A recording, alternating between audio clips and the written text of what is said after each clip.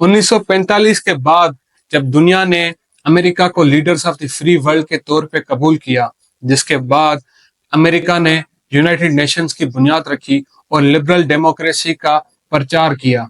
दूसरी जंग अजीम के बाद अमेरिका ने दुनिया में ना सिर्फ खुद को सुपर पावर बल्कि एक मॉरल कंपास के तौर पे पेश किया, जिसमें चाहे यूएन का चार्टर हो या universal declaration of human rights, American principles clearly नजर आते हैं। लेकिन आज 80 साल के बाद अमेरिका खुद इन प्रिंसिपल्स की ग्रॉस वायोलेशन कर रहा है और दुनिया को क्या दिखा रहा है।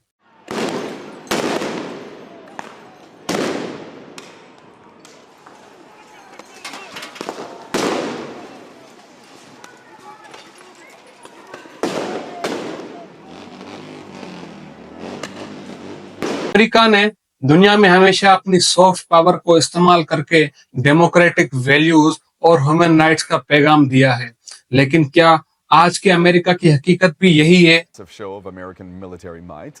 President Trump watched the parade from a special viewing stand south of the White House.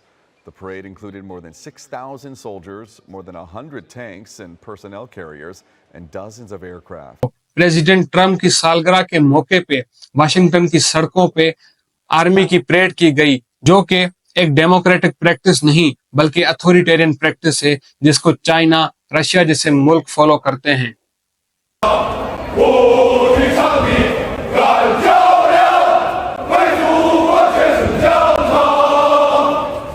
और 16 जून को उसी वक्त ही पूरे अमेरिका में 2100 से ज्यादा प्रोटेस्ट भी जारी थे। इवन के फ्लोरिडा में प्रेसिडेंट ट्रम्प की रिहायशगाह के बाहर भी प्रोटेस्ट किए गए। 2016 में जब प्रेसिडेंट ट्रम्प अमेरिका के पहली मर्तबा सदर मुंतखब हुए तो ये कहा गया कि एक हादसा है, चलो 4 साल के बाद इससे भी गुजर जाएंगे। लेकिन 2025 में प्रेसिडेंट ट्रम्प की व्हाइट हाउस में री एंट्री कोई सिर्फ पॉलिटिकल मकसद नहीं, जिससे ये वाज़ेह होता है कि अथॉरिटेरियनिज्म व्हाइट हाउस के दर पे है। This is one more sad indication that Donald Trump has very little respect for the rule of law and our Constitution and is moving us toward an authoritarian form of society. लेकिन सवाल यह है, क्या America के लोग सो चुके हैं और अब भी अमेरिका को हक है कि चाइना और रशिया के अथॉरिटेरियन प्रैक्टिसेस को कंडेम करे?